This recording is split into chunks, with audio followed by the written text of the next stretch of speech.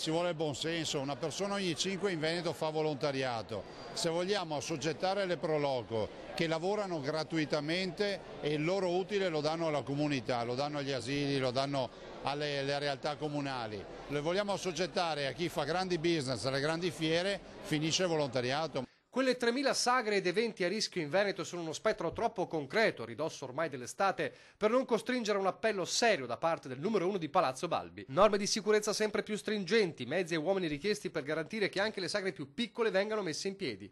È una giungla burocratica che sta ammazzando l'attività delle pro loco. L'allarme è partito da tempo e già un mese fa il presidente regionale delle associazioni aveva stigmatizzato così ai nostri microfoni la situazione della moltitudine di regole. Delle norme soprattutto poi applicabili.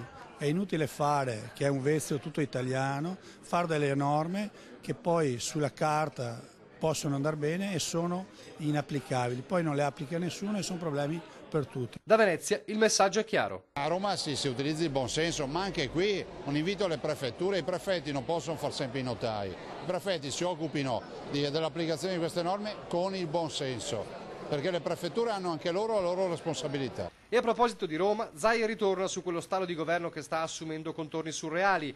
Lunedì nuovo capitolo dell'Odissea al Quirinale. Il governatore spinge perché anche l'ultimo tentativo del leader del Carroccio vada in porto. Questa proposta che fa Matteo Salvini di avere un governo a tempo, vuol dire qualche mese per fare solo la legge elettorale e poco di più, significherebbe poi riportare i cittadini a votare con la legge del Presidente della Regione, cioè chi vince porta a casa la maggioranza e governa. Questo è un paese che ha bisogno di governabilità.